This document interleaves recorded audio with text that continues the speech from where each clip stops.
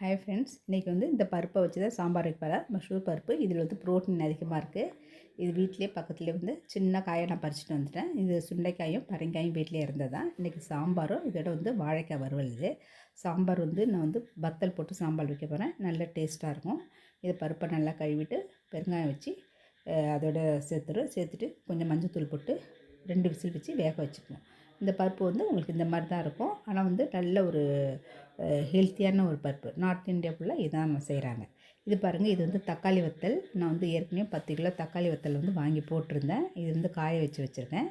இதுதான் இப்போ போடுறேன். தண்ணியே கலராக இருக்குது பாருங்கள். இந்த தக்காளி போட்ட உடனே இப்போ இந்த பருப்பில் வெங்காயம் பச்சை மிளகாய் போட்டுட்டு இதோட இந்த தக்காளி வத்தலையும் சேர்த்துட்டு நான் கத்திரி வத்தை, மாங்காய் வத்தை, கொத்தரை வத்தை போட்டு சாம்பார் வைக்க போகிறேன். இப்போ கத்திரி வத்தலையும் கொத்தரை வத்தலையும் நல்லா கழுவிட்டு இதோட சேர்த்துட்றேன்.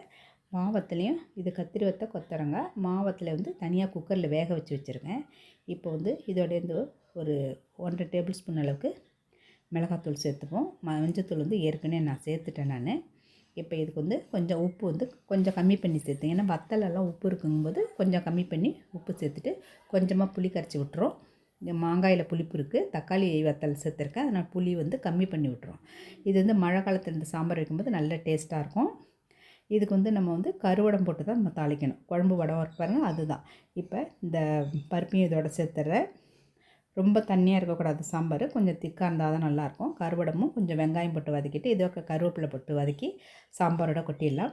இப்போ வாழைக்காயும் நம்ம வறுத்தல இதோட நான் இன்றைக்கி அப்பளமும் பறிச்சுட்டேன். இப்போ இதை எடுத்து சாம்பாரில் கொட்டி ஒரு கொதி வந்த பிறகு கொத்தமல்லி போட்டு இறக்கணும்னா உங்களுக்கு வத்தல் சாம்பார் ரெடி ஆகிடும். நல்லா டேஸ்ட்டாக இருக்கும் நம்ம சாப்பிட்றதுக்கு. மழை காலத்தில் இது ரொம்ப நல்லாயிருக்கும். இப்போ இதை நம்ம இறக்கி வச்சிடலாம். இறக்கி வச்சுட்டு அடுத்தது வாழைக்காயை நான் போட்டுடுறேன்.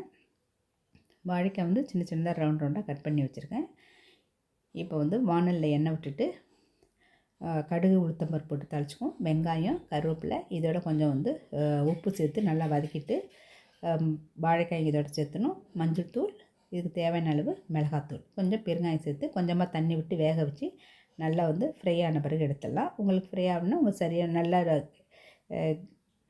இன்னும் நல்லா மொறுன்னு இருக்குன்னா நீங்கள் தோசைக்கல்லில் போட்டு எடுத்துங்க. இப்போ எல்லாமே ரெடி ஆகிடுச்சு. சாதம், சாம்பார், வாழைக்காய், அப்பளம். இதுதான் இன்றைய சமையல். இது உங்களுக்கு பிடிச்சிருந்தா லைக் பண்ணுங்கள், ஷேர் பண்ணுங்கள், கமெண்ட் பண்ணுங்கள், மறக்காமல் சப்ஸ்கிரைப் பண்ணுங்கள். Thank you friends.